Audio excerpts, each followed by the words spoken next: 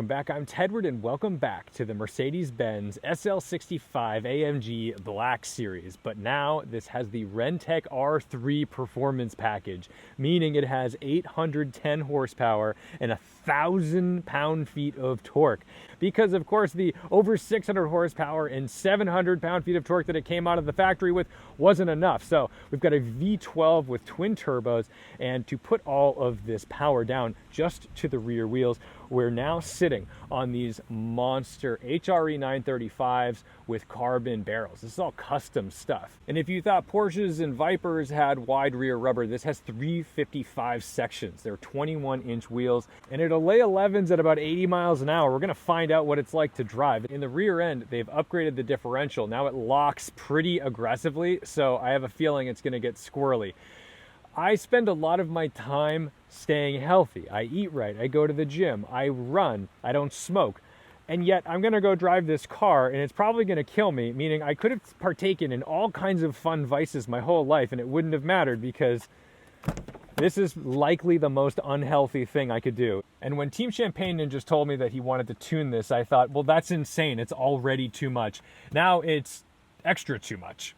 Let me show you under the hood. It's business as usual, and to the untrained eye, this just looks very ordinary. I don't think anyone's getting under the hood and thinking there's an extra 140 horsepower out of this V12. So let's close it up, take it for a ride, and see what this is like now, because the last thing the Black Series needed was more power, and now it has more power. If you're unfamiliar with the Black Series, it is a non-convertible SL. The Black Series gets this monster wide body. It's all kind of carbon fiber body panels, and then it has a fixed roof, and you can see in the sunlight the texture of that carbon through the paint. Very, very thin.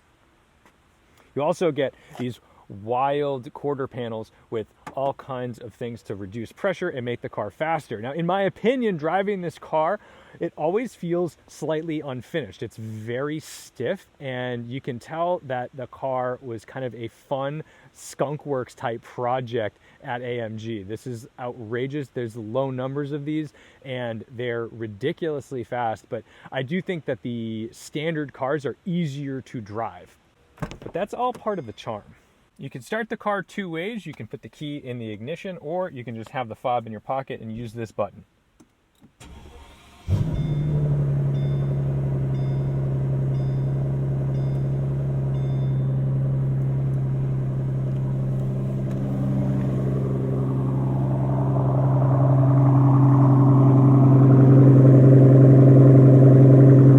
I think it's a little louder than the last time I drove it. This has a 5-speed automatic gearbox, which was already a little bit pushed to the limits in stock form. But I was told by Ryan at AI Design that the move for this is to keep it in manual mode and use the sport mode for the traction control, because the problem is if you're in drive and you go for a hard hit and it downshifts and it spools up, it's gonna kill you. That power's gonna hit, the rear differential is gonna lock, and it's probably gonna spin the car.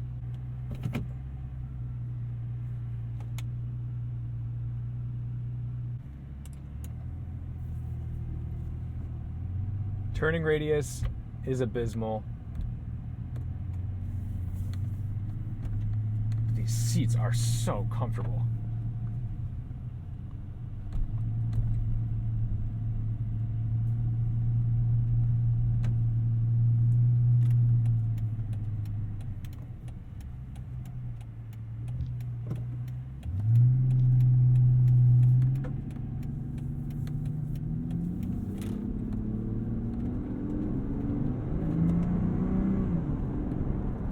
If you're unfamiliar with Renntech, Renntech is run by a man who started as the mechanical guy for AMG North America. I mean, I think it's Hartmut is his name, and Renntech is probably the most trusted name in the business when it comes to tuning AMGs.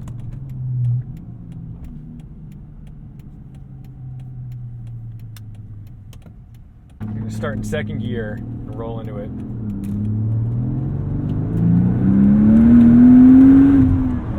My goodness. Okay, that was like 60 or 70% throttle. Okay. It's fast. The rear end's already wandering on me a little bit. I'm just building up to it. This is nuts.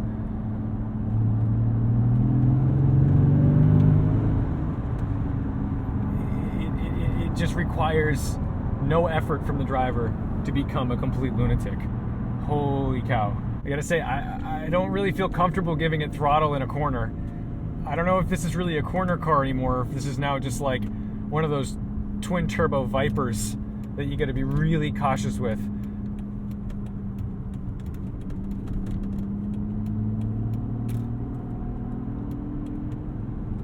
Oh God, I can't believe I'm gonna do this. Let's go.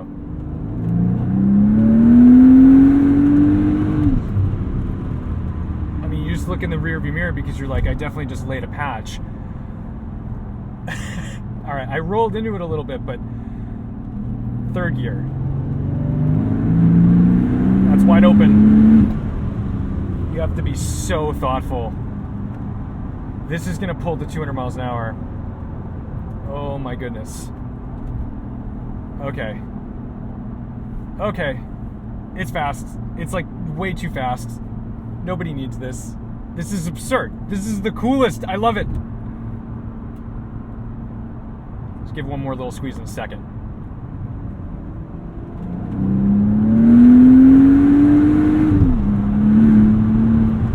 Okay, it still does that thing where it basically falls out of boost between shifts. This car now basically has the power and torque specifications of a brand new Hummer EV in a rear-wheel drive, much lighter version of a package. That's bonkers. We've got like EV numbers on this, and it's a V12 with 2 turbos. But what's wild is it's still easy to drive. That's not easy to say about a lot of tuner cars. Sometimes tuner cars get really complicated. They get a little, hairy. They're not comfortable or easy to use, and then suddenly you don't use those cars even though you think you built your dream car. You really didn't. You built an undrivable car.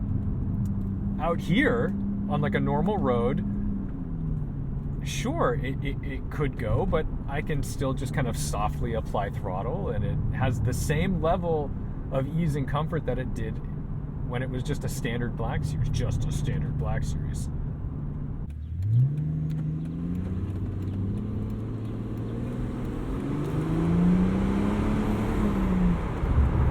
The character of this V12 isn't supposed to be some high-revving, shouty Ferrari or Lamborghini. It doesn't feel exotic in that way. It's just designed to be displacement and boost in order. I need to get used to these paddles. We never need first gear. What am I doing? That is never necessary in this vehicle. But it just kind of lurks beneath. It's got a really sort of grumbly, bassy tone to it, so you don't have that screeching banshee V12 sound that you typically associate when you're thinking of a Ferrari or Lamborghini or something Italian. It's there because this power plant gives you torque at such low revs, and it's always available. This is an Autobahn burner. It's designed for passing people, and it's designed for going 200 miles an hour.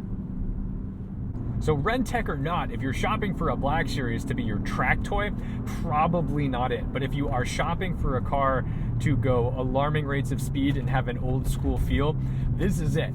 It does not feel like a Veyron or a Porsche 911 Turbo or anything like that. I mean, you're not gonna feel that sense of nanny stability keeping you in place. I mean, this is gonna wander on you. It's gonna require actual driving effort, and I think that's one of the charming things about it.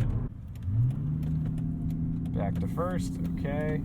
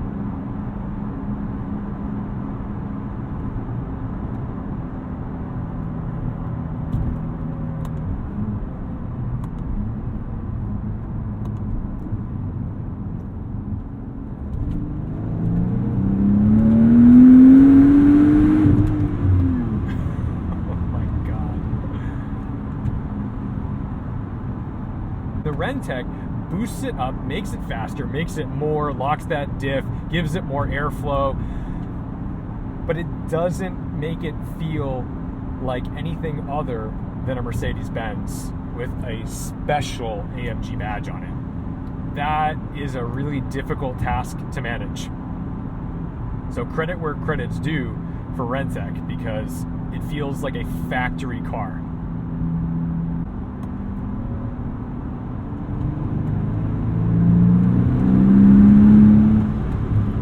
Somehow the power is still linear. I mean, you feel the boost kick in, but the boost kicks in low. This isn't a high revving engine. You can hear it, but it just takes you away. It's not scary speed either.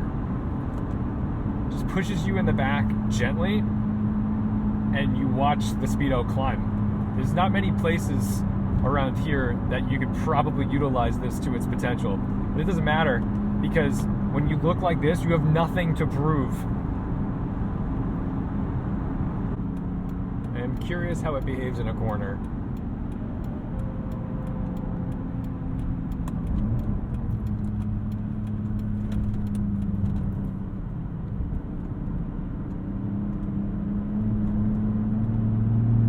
Still a bit of lean. This is still not your track car.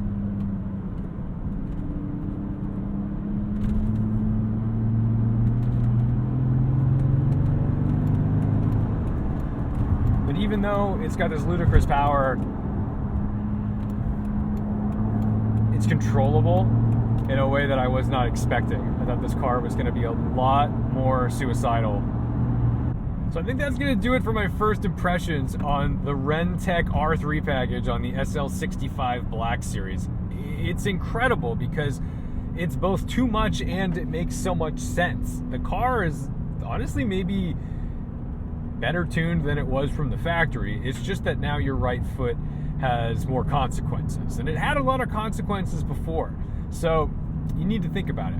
Not to mention the fact that now that Team Champagne Ninjas has gone with these carbon barrel HREs, every pothole looks a heck of a lot more expensive. So there's even more consequence for actions in the vehicle. You're just going to stay on your toes. But what's odd is, despite having 1,000 pound-feet of torque and these outrageous HRE wheels, the interior is still Mercedes-Benz, and any R230 is still a comfortable, happy place to be. So maybe you're not getting the blue chip Black Series, but a standard SL500 is still a really great place to be, and frankly, probably an easier car to live and drive with. I just love the idea